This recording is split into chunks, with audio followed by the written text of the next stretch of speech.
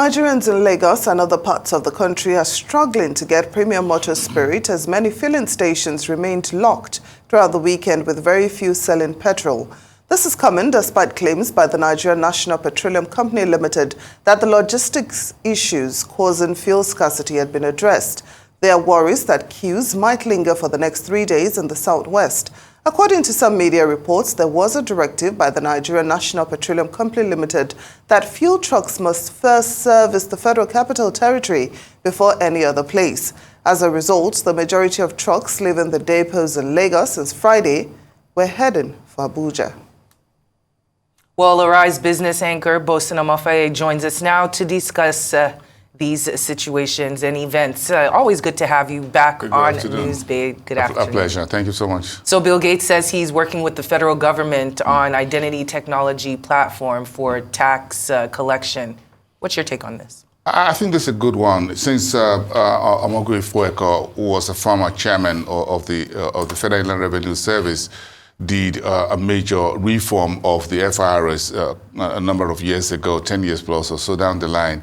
We've seen the transformation of the Federal Inland Revenue Service, and I think since the FOIC, I think we've always had more of a round peg in a round hole as far as the FIRS is concerned. If you try to discount some of the few issues around a former FIRS who was removed during the President Buhari's era.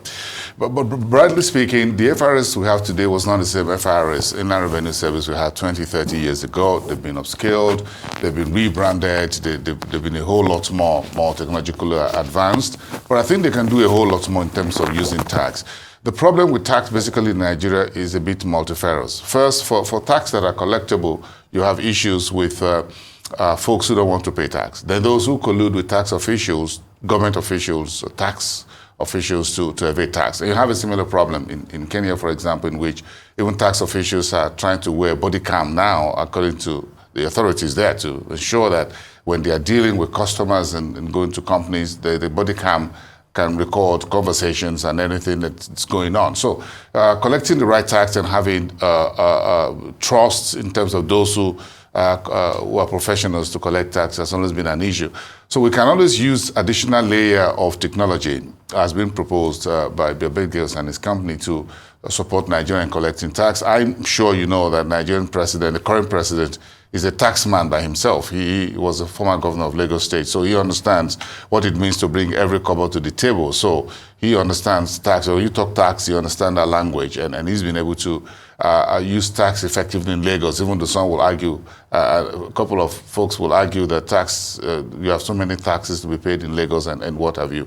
But we all need that. If you look at the World Bank wants to support Nigeria in terms of multilateral loans and what have you. But the devil in the details had always been that we have one of the lowest level of tax collection anywhere in the world and on the African continent, considering the size of the GDP and what have you.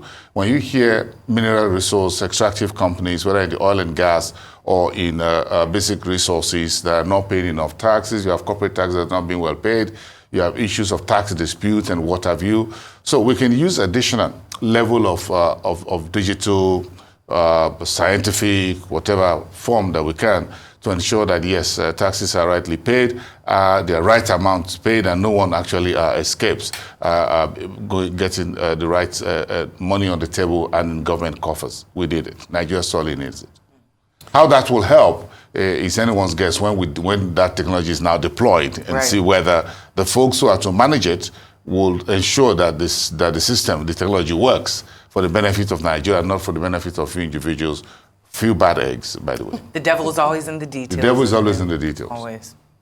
Well, in the meantime, petrol scarcity returns back to Nigeria. I thought you were going to ask me, because everyone in this room... Definitely. We just know that you're buying us fuel after the show is over, so we're so thankful in advance. Yes. Unless you want me out of the studio now to go hunt for petrol, then come back. Just before you go hunting Just before I go hunting for petrol. Because everywhere is logjam, and I think we can...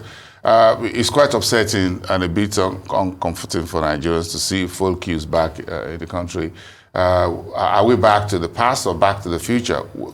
Right now, we need someone to tell us the true state of things. whether there's a subsidy issue, whether there's a logistic issue, whether there's of course, again, when you look at the price of crude oil globally speaking, the whole geopolitical issues happening, more of the vessels coming through the Red Sea carrying fuel are delivering around the world. So I'm surprised we're having this situation. Is this an issue that is a bit of a backlog rather than the current situation? We need to hear from the NNPC. The NNPC, as I said the last time, was the sole importer of petrol products to Nigeria. So whether that is still the situation, we need to know if are there subsidies being paid, as to who. There are a lot in between that we don't know that affects all of us. I think we need to quickly ramp up and then get our main source of energy out of petrol, by the way. And I think the earlier we do that, the Ministry of Power gets that done, the better, so that we can rely less on petrol and diesel as a form of first line of energy, what we call base energy, rather than using petrol and diesel. The better for every one of us. Because if we have stable electricity, and all you have to do is to take commuter bus to work on that, that'll be a little bit okay. Yeah. But folks, whether you're at home, in a factory, in a hospital, if you're lying on a hospital bed right now, you don't even have fuel to power generators at the hospital. So folks, even on hospital bills, are not having the best of time, even they need health care. Now you talk about midwives, talk about women who are pregnant, children being born under this situation, including the dead, by the way, the mortuaries. So it's not comfortable for any Nigerian, dead or alive. It's 360 degrees of discomfort. It's 360 degrees. The dead can't even sleep fine. It's unfortunate. Because you just have enough power or petrol to power the mortuaries. And you have folks going through operations in hospitals and things like that. What happens? You have a generator running all around a hospital, by the way. It's no noise, morning till night. So either ways, we're not, any way you look at it, the country is hurting seriously. And I think we need to find a permanent solution to this. Well said, very well said as always. Thank you so much for coming in this afternoon. My pleasure. Now I go hunting for petrol. Yes. Don't forget Timmy Talkback and I in that. I mind your business. I mind your business. I mind everybody's Petrol business. Q touting. Okay. Now here we go. Let me go get some exchange. Yeah. All right. Have a great day. Great. Thank you.